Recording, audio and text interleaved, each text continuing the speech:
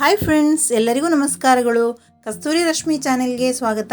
ನಾನಿವತ್ತು ಮಂಗಳೂರು ಶೈಲಿಯಲ್ಲಿ ಮಂಗಳೂರು ಸೌತೆಕಾಯಿ ರೆಸಿಪಿ ಮಾಡ್ತಾ ಇದ್ದೇನೆ. ಆದರೆ ಇದು ಮಾಮೂಲಿ ಸೌತೆಕಾಯಿ ರೆಸಿಪಿ ಅಲ್ಲ. ಇದಕ್ಕೊಂದು ನಾನು ಇಂಗ್ರೀಡಿಯೆಂಟ್ಸನ್ನು ಮಿಕ್ಸ್ ಮಾಡಿ ಸಾಂಬಾರ್ ರೆಸಿಪಿ ಮಾಡಿದ್ದೇನೆ. ತುಂಬಾ ಅದ್ಭುತ ರುಚಿಯಾಗಿದೆ ಫ್ರೆಂಡ್ಸ್ ಈ ರೆಸಿಪಿ. ನೀವು ಸಹ ಒಮ್ಮೆ ಮನೆಯಲ್ಲಿ ಟ್ರೈ ಮಾಡಿ. ಬನ್ನಿ ವಿಡಿಯೋವನ್ನು ಶುರು ಮಾಡುವ. ಅದಕ್ಕಿಂತ ಮೊದಲು ಯಾರೆಲ್ಲ ನನ್ನ ಚಾನಲನ್ನು ಇನ್ನೂ ಕೂಡ ಸಬ್ಸ್ಕ್ರೈಬ್ ಮಾಡದೆ ನೋಡ್ತಾ ಇದ್ದೀರೋರು ಪ್ಲೀಸ್ ಸಬ್ಸ್ಕ್ರೈಬ್ ಮಾಡಿ ಮತ್ತು ವಿಡಿಯೋ ಇಷ್ಟವಾದರೆ ಲೈಕ್ ಮಾಡಿ, ಶೇರ್ ಮಾಡಿ. ಇಲ್ಲಿ ನಾನು ಒಂದು ಸೌತೆಕಾಯಿಯನ್ನು ಈ ರೀತಿಯಾಗಿ ಕಟ್ ಮಾಡಿ ಇಟ್ಕೊಂಡಿದ್ದೇನೆ ಕ್ಯೂಬ್ ಟೈಪಲ್ಲಿ. ಈಗ ನಾನು ಗ್ಯಾಸ್ ಸ್ಟವಲ್ಲಿ ಪಾತ್ರೆಯಲ್ಲಿ ನೀರನ್ನು ಬಿಸಿ ಮಾಡಲಿಕ್ಕೆ ಇಟ್ಟಿದ್ದೇನೆ.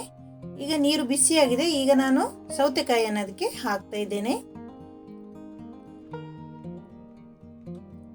ಈಗ ಸ್ವಲ್ಪ ಮಿಕ್ಸ್ ಮಾಡಿ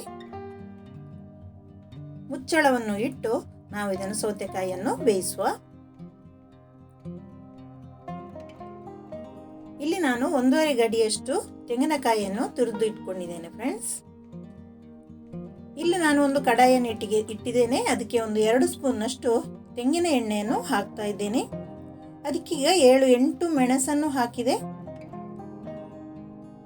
ಈಗ ಫ್ರೈ ಮಾಡ್ತಾ ಇದ್ದೇನೆ.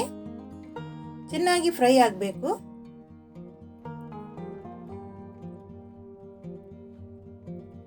ಈಗ ಮೆಣಸು ಫ್ರೈ ಆಗಿದೆ. ಈಗ 1-2 ಸ್ಪೂನ್ನಷ್ಟು ಕೊತ್ತಂಬರಿ ಬೀಜವನ್ನು ಹಾಕ್ತಾ ಇದ್ದೇನೆ. ಅರ್ಧ ಸ್ಪೂನ್ನಷ್ಟು ಜೀರಿಗೆಯನ್ನು ಹಾಕ್ತಾ ಇದ್ದೇನೆ.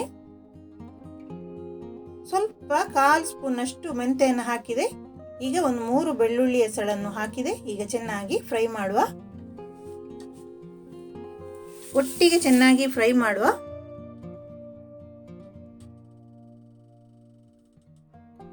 ಈಗ ಫ್ರೈ ಆಯಿತು ಫ್ರೆಂಡ್ಸ್. ಈಗ ಸಾಕು. ಇಲ್ಲಿ ನಾನು ಮಿಕ್ಸಿ ಜಾರನ್ನು ತಗೊಂಡಿದ್ದೇನೆ. ಅದಕ್ಕೀಗ ತುರಿದಿಟ್ಕೊಂಡಂತಹ ತೆಂಗಿನಕಾಯಿಯನ್ನು ಹಾಕ್ತಾ ಇದ್ದೀನಿ.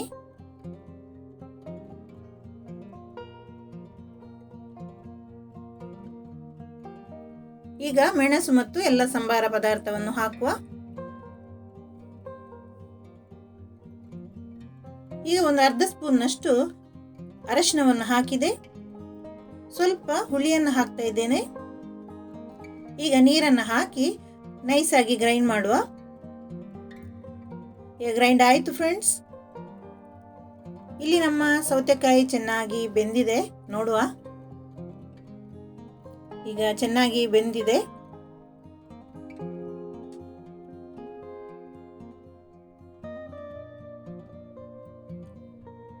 ಈಗ ಇದಕ್ಕೆ ಉಪ್ಪನ್ನು ಹಾಕುವ. ನಾನೊಂದು 1 ಸ್ಪೂನ್ನಷ್ಟು ಉಪ್ಪನ್ನು ಹಾಕಿದೆ. ಈಗ ಚೆನ್ನಾಗಿ ಮಿಕ್ಸ್ ಮಾಡುವ ಉಪ್ಪು ಹಾಕಿ.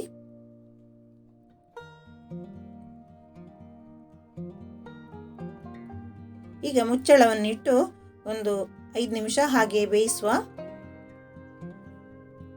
ಸೌತೆಕಾಯಿ ಚೆನ್ನಾಗಿ ಬೆಂದಿದೆ. ಉಪ್ಪೆಲ್ಲ ಹಾಕಿ ಈಗ ಸರಿಯಾಗಿದೆ. ಈಗ ಮಸಾಲೆಯನ್ನು ಹಾಕುವ.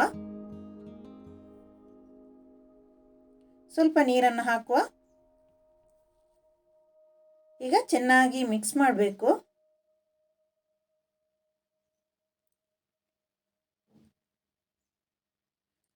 ಮಸಾಲೆ ಎಲ್ಲ ಚೆನ್ನಾಗಿ ಮಿಕ್ಸ್ ಆಗಬೇಕು.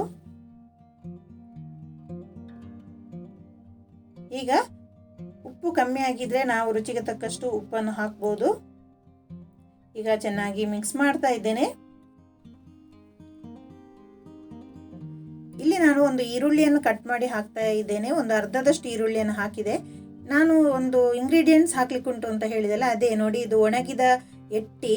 ಇದನ್ನು ಹಾಕಿದ್ರೆ ನಮ್ಮ ಸೌತೆಕಾಯಿಯ ರುಚಿ ತುಂಬ ಡಬಲ್ ಆಗುತ್ತೆ. ತುಂಬಾನೇ ಟೇಸ್ಟಿ ಆಗುತ್ತೆ. ಇಲ್ಲದ್ರೆ ಮಾಮೂಲಿ ಸೌತೆಕಾಯಿ ರೆಸಿಪಿ ತುಂಬಾನೇ ಸಪ್ಪೆ ಆಗುತ್ತೆ. ಊಟ ಮಾಡ್ಲಿಕ್ಕೆ ಅಷ್ಟೊಂದು ರುಚಿಸುವುದಿಲ್ಲ ಬಾಯಿಗೆ. ಆದರೆ ಇದನ್ನು ಹಾಕಿದ್ರೆ ತುಂಬಾನೇ ಟೇಸ್ಟಿ ಆಗುತ್ತೆ ಫ್ರೆಂಡ್ಸ್. ನೀವೊಮ್ಮೆ ಟ್ರೈ ಮಾಡಿ. ಒಣಗಿದ ಎಟ್ಟಿ ಈಗ ಚೆನ್ನಾಗಿ ಮಿಕ್ಸ್ ಮಾಡ್ತಾ ಇದ್ದೇನೆ. ಈಗ ಮುಚ್ಚಳವನ್ನು ಇಟ್ಟು ಒಂದು 5-7 ನಿಮಿಷ ಚೆನ್ನಾಗಿ ಬೇಯಲಿ. ಇದು ಎಟ್ಟಿ ಎಲ್ಲ ಚೆನ್ನಾಗಿ ಬೇಯಬೇಕು. ಈಗ ಚೆನ್ನಾಗಿ ಬೆಂದಿದೆ ಫ್ರೆಂಡ್ಸ್. ನೋಡಿ, ಚೆನ್ನಾಗಿ ಕುದೀತಾ ಉಂಟಲ್ಲ. 7 ನಿಮಿಷ ಆಯಿತು. ಈಗ ಒಮ್ಮೆ ಮಿಕ್ಸ್ ಮಾಡುವ.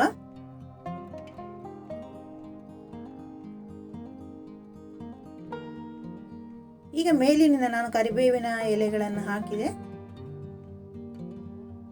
ಪರಿಮಳಕ್ಕೆ ಬೇಕಾಗಿ. ಈಗ ಚೆನ್ನಾಗಿ ಮಿಕ್ಸ್ ಮಾಡುವ. ನಮ್ಮ ರೆಸಿಪಿ ಈಗ ರೆಡಿ ಆಯಿತು. ನಾನೀಗ ಇದನ್ನು ಸರ್ವ್ ಮಾಡ್ತಾ ಇದ್ದೇನೆ ಫ್ರೆಂಡ್ಸ್.